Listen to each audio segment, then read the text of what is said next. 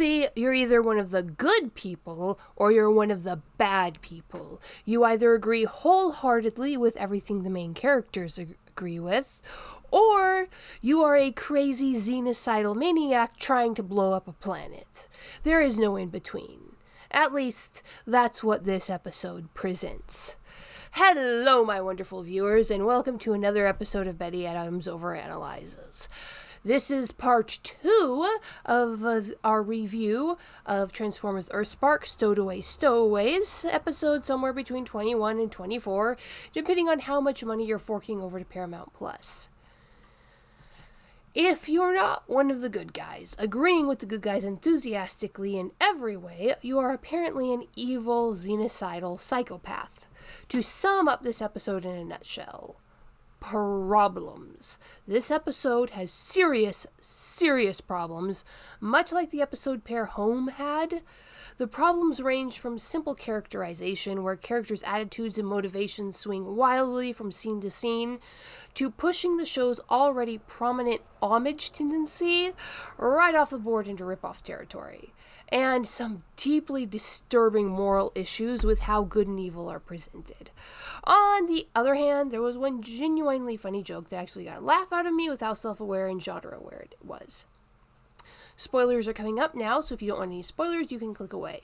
While you are there, you can get yourself a copy of my book, Humans Are Weird. We took a vote to the second book in the series of short, absurd science fiction. Now, you might very well say that I'm being far too harsh, far too judgmental on what is ultimately a kids' show, on what is ultimately a half-hour advertisement for a toy line. A bit of cheesiness is expected, a bit of moral simplicity is expected. Give it a break. Maybe you'd have a point. If Transformers EarthSpark didn't have pretensions of competence that amount to delusions of grandeur. This is a show that wants to run with the big dogs, to be up there with Transformers Animated in exploring gray morality, complex situations, and the motivations that would drive the Decepticons to this eons-long war.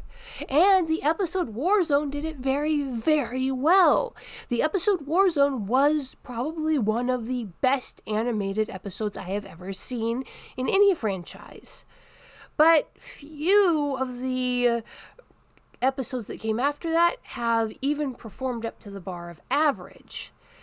So, how do I know that this show truly has pretensions of depth and meaning? Well, for starters, this very episode leaned into its core homage so hard that it tipped right the frag over into ripping off another show.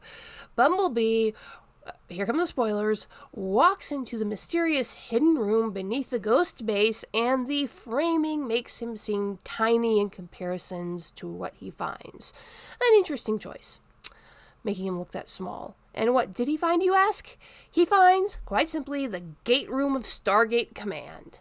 I freaking kid you not. Scaled up a bit for Cybertronian size, but it's all there. The ramp leading up to the gate, the launch platform, the stone shaft going up and up and up, the dark cave vibe, and of course, the Stargate itself. My mistake. The G1 Cybertronian space bridge. The one that had completely different proportions when shown in the flashback scenes in Warzone. It has now been set in the wall, on its side. Instead of powering on all at once, it now has individual chevrons that light up one at a time in a circle around the ring. This is by far not the first Transformers show to homage Stargate. There was an entire episode in Transformers Prime that incorporated elements of that episode where Carter and O'Neill were trapped in Antarctica. But that was a homage done with class, a homage that I didn't notice until someone pointed it out to me. This show just straight up ripped off the set design for Stargate Command and tried to have a Stargate-themed Transformers episode in it. Okay, if some of y'all are too young to know what Stargate was, go watch Stargate 1. The original movie is good, and the series SG-1 is awesome. I highly recommend it. The pilot episode has a bit of nudity and other pilot-y show stuff in it. But Stargate SG-1, find it on a streaming service, find it on DVD. Great show. But anyway, you have an over-the-top homage. And the thing about Stargate was that homaging it that clearly just made the core problem with this show show up so much worse. Stargate. Every single iteration of it, from the original movie to, I think it was Stargate Ultimate was the last one that everybody lost interest in, dealt with one issue a lot. It showed up in so many episodes. How do you interact morally with someone who is not only trying to kill you, has not only tried to kill you, but has fundamentally different moral beliefs than you do? In this show, enemies of yesterday become the friends of today. Teal'c, we all loved him, but my boy had participated in many genocides. Same with the Tok'ra. Part of Stargate's charm was that it didn't sweep these issues under the rug. It didn't ignore them. We saw planets where Teal'c was righteously hated. We saw the Atlantis crew struggling with how to deal with the issue of a species that was inherently dangerous with the whole Matt arc. Each and every time this came up, Stargate freely and openly admitted that it was possible for two different people to have two completely different moral codes, to look at the same situation and come away with different opinions on what was the right thing to do. And they didn't just frame this as a two-dimensional problem. There were people who agreed with the main character's goals, but had completely different methods. The whole shtick of Stargate is that things are not black and white, and just because someone has a different opinion, a different perspective on something, doesn't make them evil. Especially when it comes to analyzing threats to your person and planet. And in this episode, homaging one of the best sci-fi shows in existence, the message that Transformers EarthSpark is trying to get through is standing in stark contrast to that. And the simplified, childish moral complexity that Transformers EarthSpark presents here does not compare well with any of the Stargate episodes. This episode, the moral point of this Transformers EarthSpark episode is that if a human on Earth is not wholeheartedly in support of the Transformers' presence on Earth, Autobot and Decepticon alike, then they might as well all be evil xenocidal maniacs. There is no middle ground. You just accept that the interplanetary genocidal Decepticons are here to stay, and you have to be happy about that, or you're a bad person. Now, you can say that, of course, that doesn't apply to the rest of Ghost, that there are obviously people who exist in the show who don't fall into either the fanboy, blindly worshipping the Transformers camp of the Maltos and Agent Shoulder, or the crazy xenocidal camp of his sister.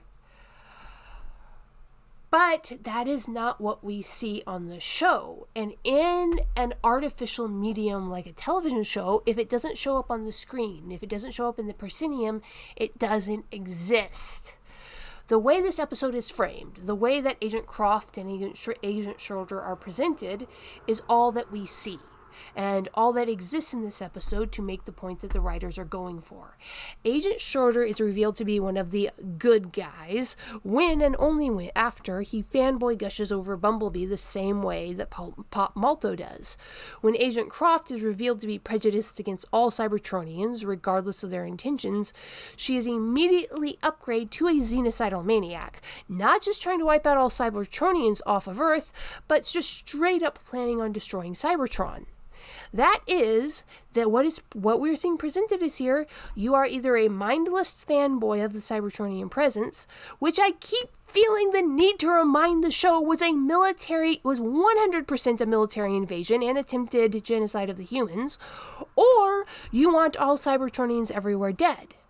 There is no room shown for, I don't know, an agent who is grimly cognizant of the fact that the Decepticons still pose a very real threat of genocide that they never repented of, that the Autobots have no real allegiance to the people of Earth, and that the only thing keeping the Autobots in line and on Earth protecting them is Optimus Prime's moral code. Even a very reasonable human military officer might have a very real desire to get these giant walking war machines off the human home planet without him having to be a xenocidal psycho. Why such a person might even reasonably deeply resent the Cybertronian present on Earth. But we do not see any such person. We have the Maltos and Schroeder in the fanboy camp, or the psychopath who wants to blow up an entire planet. Never mind the question of how human engineers have in just a few years managed to reverse engineered Cybertronian technology that even the Autobots had given up on fixing, as proven by the presence of the Stargate, the space bridge. In this world, the humans are able to master complex texts better than Cybertronians, making the humans more powerful. I guess giving the Cybertronians the moral high ground because they're now at the mercy of the humans? Now, I might hold off on this judgment, as the end of the episode might have been a reveal about a background mastermind that will explain this little flaw we will see. But even if the show does manage to turn the story around, even if the show adds in a token amount of moral gray area or slightly different perspective, this is still the episode we were given. This is still what we were shown. This is still what the show has led up to. Between this episode, Stowaways, and the episode Home, and the episode Pair Home, this show has a profound morality problem. It's like, if you are not 100% vibing on a childlike faith level with the main characters, you don't deserve the basic human dignity of respect. The vibe really does feel like that. Now, about that mass murdering psychopath. I finally figured out who Agent Croft reminded me of. Do any of y'all remember Theranos? I did a whole video on this. That medical company that scammed a ton of money out of investors with a fake medical technology. Elizabeth Holmes was the driving force behind that, and she, very obviously, cultivated a Steve Jobs-like presence. She wore a distinct black turtleneck and pants outfit. She wore long blonde hair tied back in a silver bun, parted over her right eye. No doubts about it. Executive Agent Croft is based both visually and by mannerisms, voice, tone, and presentation style on Elizabeth Holmes in her Theranos stage appearances. Now, there's a dubious honor to be made a xenocidal Transformers villain. I don't think the problem with this episode, this us or them, good or evil, agree or murder, would be quite so glaring without the context of the Home episodes. That scene with Robbie's friend made it clear that even if you harbored the slightest resentment over a literal alien invasion, you were one of the bad guys. And again, it would not be nearly such a problem if this show didn't have delusions of complexity and actually successes at complexity in earlier episodes. But what do you think, my wonderful viewers? Am I being too hard on a children's show? Is the message of anyone who doesn't agree with us evil really there, or am I just seeing things? I do have other issues with the show that might be tainting my objectivity. I'd love to hear what you think in the comments section. Hit that like and subscribe button, and peace out, my wonderful viewers.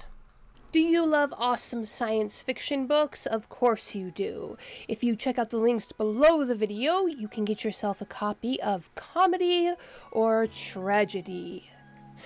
Humans Are Weird. I have the data. Humans Are Weird. We took a vote, and Humans Are Weird, Let's Work It Out are the 3 comedy short story books available on Amazon, Barnes & Noble, Kobo by Rakuten, Google Play. There's even some copies at Powell's Books, the famous used bookstore in Portland, Oregon. Dying Embers, dragons, aliens, and things that go boom in the night, and soon Flying Sparks, more dramatic traditional science fiction novels, are also available at Amazon. Flying Sparks is still on the pre-order page. If you want a copy, you can email me by contacting the website to pre-order yourself a copy. It's still being edited. So check out the links below the video to get yourself a copy of some wonderful science fiction.